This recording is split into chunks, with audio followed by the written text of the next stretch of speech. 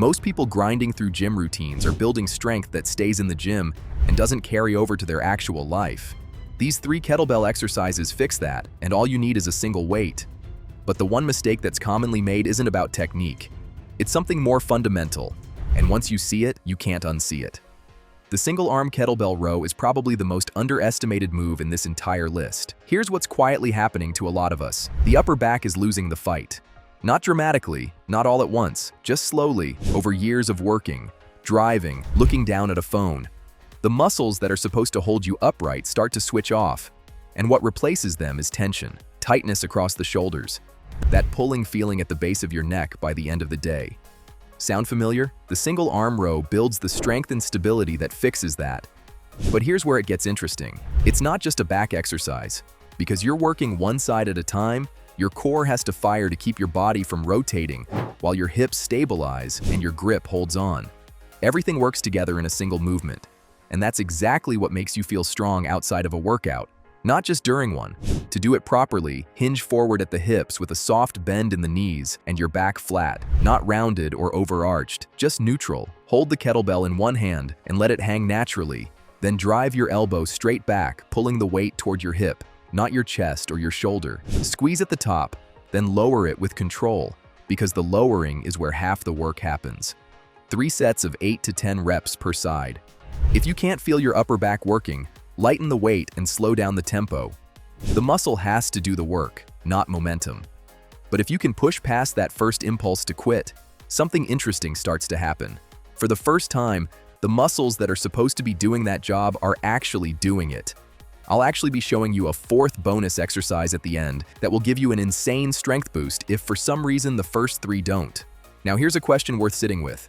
When was the last time you picked something up off the floor without bracing for it? That hesitation? That half second where your body tightens before you bend down? That's not caution. That's your nervous system telling you it doesn't trust the movement. And over time, that distrust becomes avoidance. And avoidance becomes weakness. The kettlebell deadlift is the fix. And done right, it's one of the most powerful exercises you can do. Not because of how it looks, but because of what it rebuilds. Here's the thing. The hinge pattern, loading your hips, keeping your spine neutral, driving through the floor, is the foundation of almost every physical thing you do. Getting up from a chair, lifting a suitcase, picking up a grandkid, your body was designed to do this. We just spend so much time sitting that the pattern gets lost. Place the kettlebell on the floor between your feet. Hinge at the hips, not a squat but a hinge, and push them back like you're trying to touch a wall behind you. Chest stays up, back stays flat. Reach down and grip the handle. Take a breath in, brace your core like you're about to absorb a punch, then drive through your heels and stand tall. At the top, squeeze your glutes, then hinge back down slowly and repeat. But there's something else happening that's harder to see. Every time you do this well, you're retraining your brain's relationship with that movement. That trust compounds over weeks, and suddenly, bending down to pick something up doesn't feel like a risk anymore. 3 sets of 8 to 10 reps. Focus on control over weight. The load doesn't matter nearly as much as the pattern.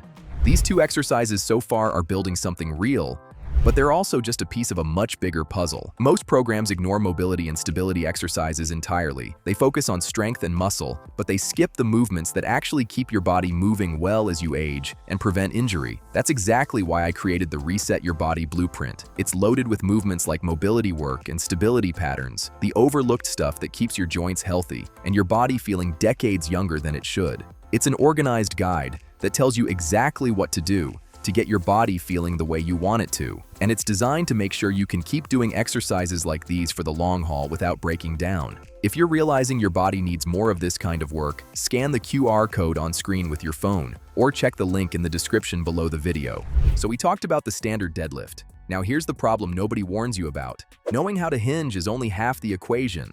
The other half is whether your hamstrings are actually strong enough to control that movement under load. And if you've spent years sitting more than moving, there's a good chance they're not. Not because they're lazy, because tight, underused hamstrings are almost a given if you spend any significant part of your day sitting. And a muscle that's always shortened eventually forgets how to produce force when it's lengthened. That's when things go wrong. A sudden reach, an awkward step, and your lower back is the one paying the price. The kettlebell Romanian deadlift changes that, and the difference between people who age well physically and people who don't often comes down to exactly this. Start standing. Kettlebell in both hands in front of your thighs. Slight bend in the knees. Soft, not a squat. From here, hinge at the hips and let the kettlebell travel down the front of your legs while keeping your back completely flat. You're not dropping down, you're pushing your hips backward. You should feel a deep stretch building through the back of your legs. When you hit the end of your range, not the floor but your range, drive your hips forward and return to standing. The key difference from a regular deadlift, the weight doesn't touch the ground. The tension stays in the muscle the entire time.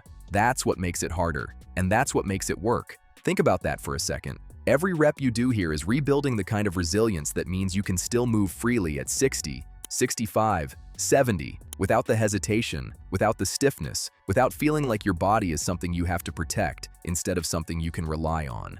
3 sets of 10 reps. Go slow on the way down. 2 seconds minimum. Let your body learn the pattern before you load it heavier. Alright, this is the one I mentioned at the start, and I want to be upfront with you before we get into it. This is the most advanced movement in this video.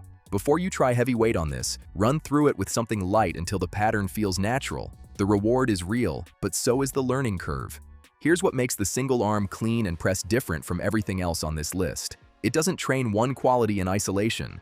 It trains power from the hips, strength through the shoulder, core stability under a moving load, and coordination between your upper and lower body all at once. This is what athletic strength actually feels like.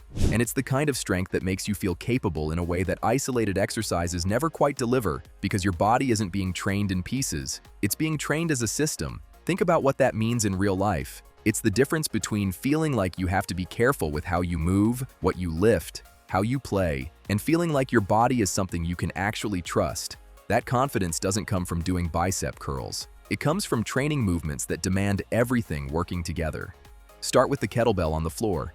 Hinge down, grip it, and in one fluid motion drive through your hips, pull the bell up close to your body, and catch it at shoulder height in the rack position. That's the clean.